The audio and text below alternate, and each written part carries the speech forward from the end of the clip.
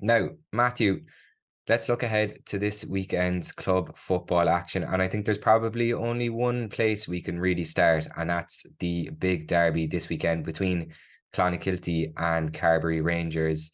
It's taking place on Sunday at 3 p.m. in Enniskeen, and it is a mouth-watering tie. It is definitely Dylan, and very well set up there. Like it's a 10-minute drive between Carbery and Clonakilty. They can't really get any closer.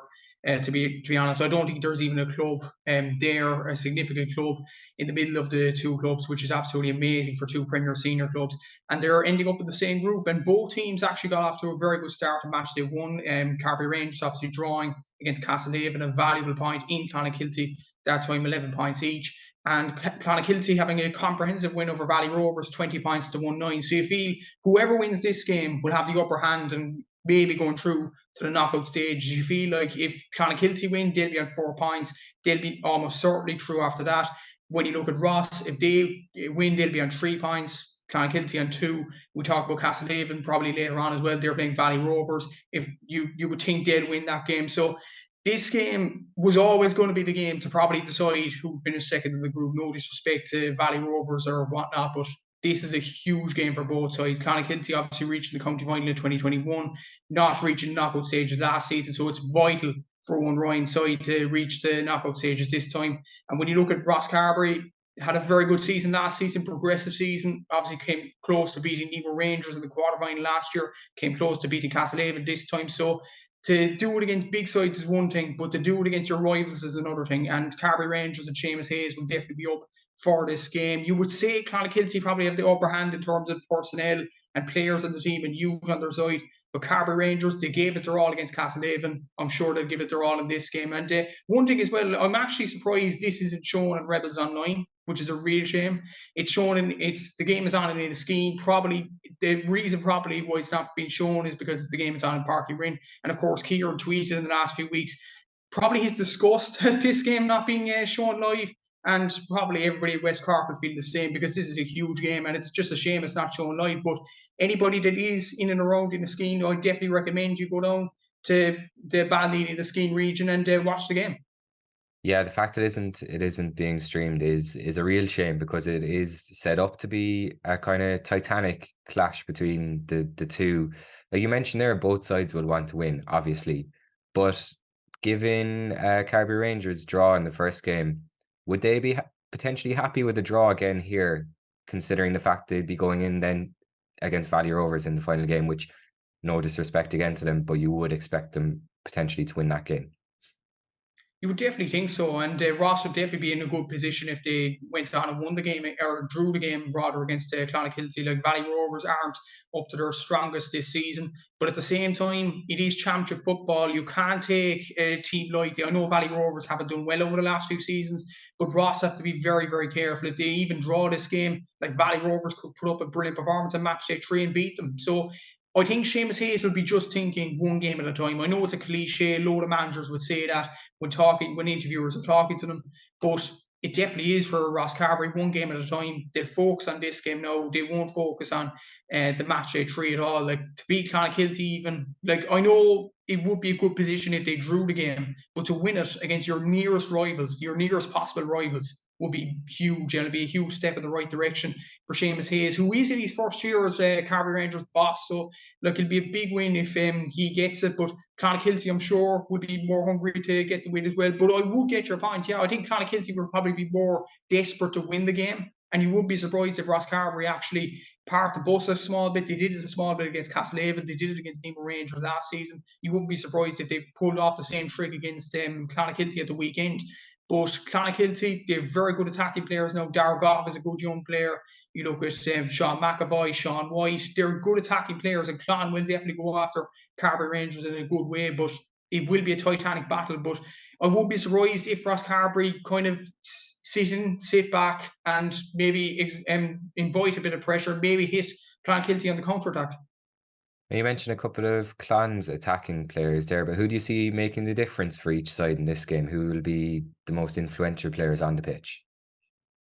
In terms of attacking wise, I actually think Darragh Goff is a very good player for Clonakilty. He wasn't at the panel in the last few years. Obviously, the guy's was minor under 17 last season. He's 18 this year. He's a very, very good player.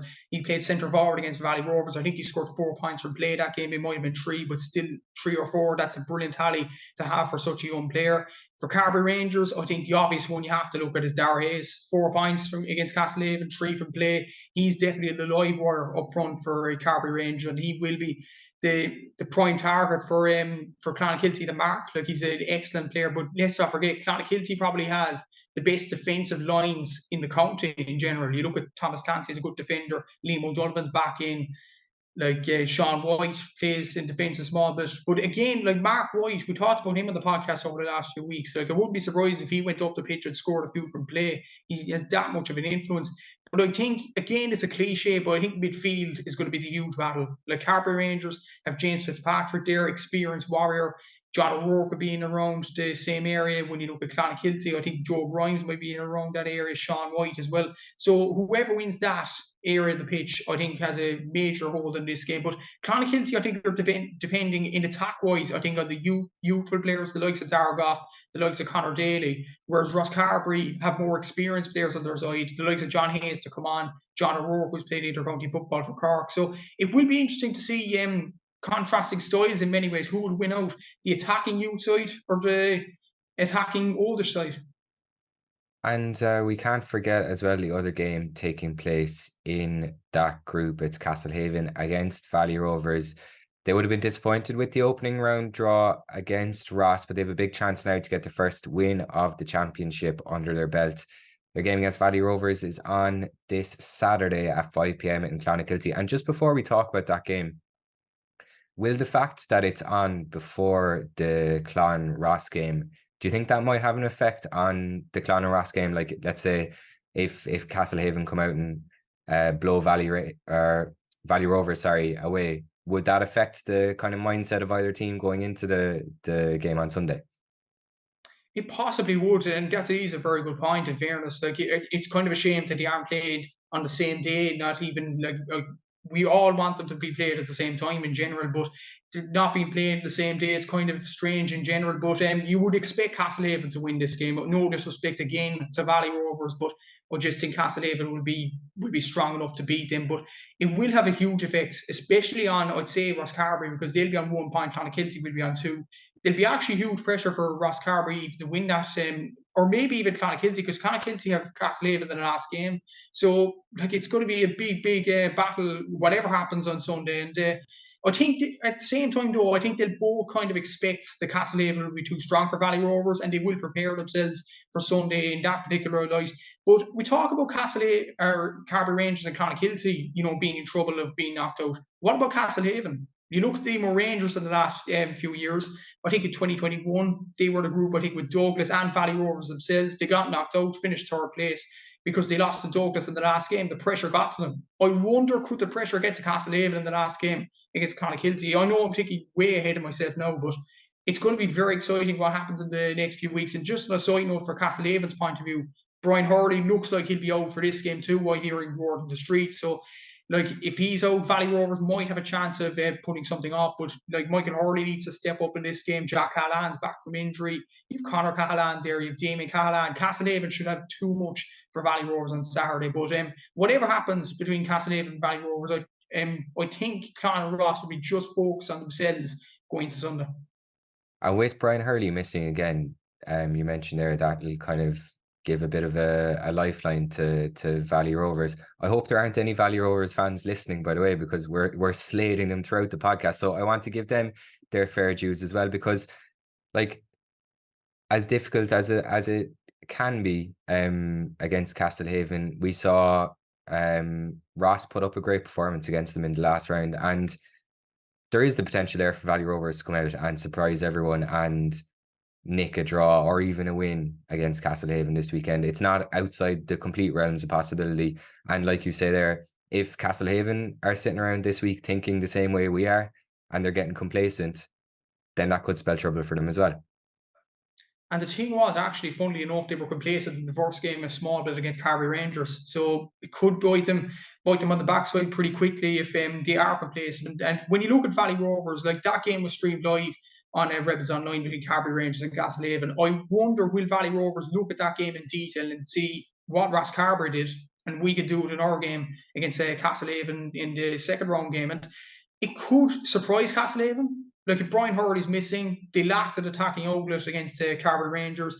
You just wonder if they are missing Brian Hurley again, if word on the street is correct. Valley Rovers will fancy themselves. I know Valley Rovers don't have probably as much threats as Castlehaven. Feargal Lynch is probably the biggest threat, and he was an All-Ireland champion in 2010, so that's a long time ago. He's probably Valley Rovers' best player and probably their talisman in many ways. But what Valley Rovers don't lack, a lot like other club teams in the Cork Premier Senior Football Championship, is heart. And they'll show a lot of heart going into the Castlehaven game. Like, it is kind of a West Cork derby in its own right. Like, Valley Rovers, it's still near enough to the likes of Bandon and Clonakilty and all them towns. So Valley Rovers is still kind of winning West Cork as well. So they'll be wanting to get one over in Castlehaven. It's kind of a rivalry there. So, like, it will be big. And let's not forget as well, 2021, Valley Rovers beat Ebo Rangers. So they aren't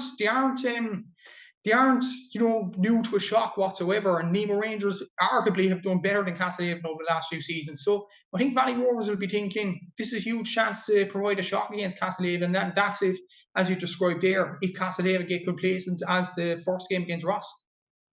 Yeah, when the groups were originally drawn at the start of the championship, we thought that this group would be interesting, but it's proven to be so. Only time will tell, I guess, as to the results of those games. Just a reminder there, it's Castlehaven against Valley Rovers this Saturday at 5 p.m. in Clonakilty, while Clonakilty themselves are in Enniskeane against Carbery Rangers on Sunday at 3 p.m. Both great games to look forward to, and hopefully they'll both have great crowds there as well. Now, Matthew, there's also plenty of other games taking place across the weekend, and you've picked out a couple of highlights for us involving West Cork teams. Yeah, exactly, Dylan. And I looked at the Senior A Championship. It's always very interesting when you look at West Cork teams and that. And no games come more interesting from a West Cork point of view than this game on Saturday at 5 o'clock in Rossmore between Island Rovers and Newcestown. Kieran mentioned it a few weeks ago. This is a huge game. Both sides lost their first game. If they lose this, they could be in a relegation battle pretty quickly. And when you look at Newcestown, actually, they got relegated last year. They were kind of unlucky to go down. They were in a tough group in the Premier Senior Football Championship. They didn't play Éire Óg in the relegation playoff, lose that. They're down, despite getting a point on the board against Clonakilty last year. So Newcestown aren't a bad team, but it's just that game against Éire Óg, they didn't turn up that day. They went down to Senior A. And then against Donny's, Aaron Mannix denies them and draw in the same venue, actually, in Rossmore. So, like, Newcestown will be hungry for a win there. But having said that, Newcestown did get relegated in 2022. Island Rovers got relegated in 2021. And they've been on a huge decline over the last few seasons.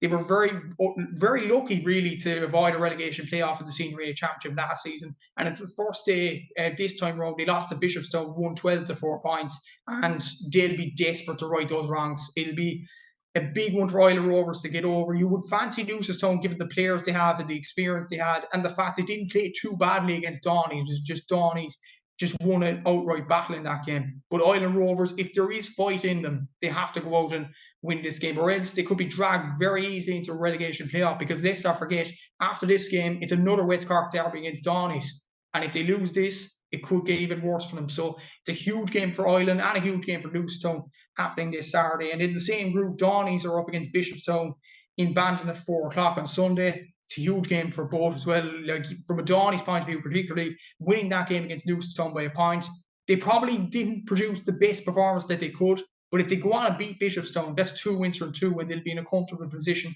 to go into the next round. Of course, Bishopstown will be thinking the same thing, but it's a huge game for Declan O'Dwyer and his players from Donny's. They have a very good team. They've Fionn Hurley there. They've Mark Buckley. They've very good forwards, very good backs. They have a good team all around. They have to produce on the pitch now on Sunday against Bishopstown. A huge game in that group. And also in the Senior A Championship, O'Donovan Rossa, they're up against Kanturk.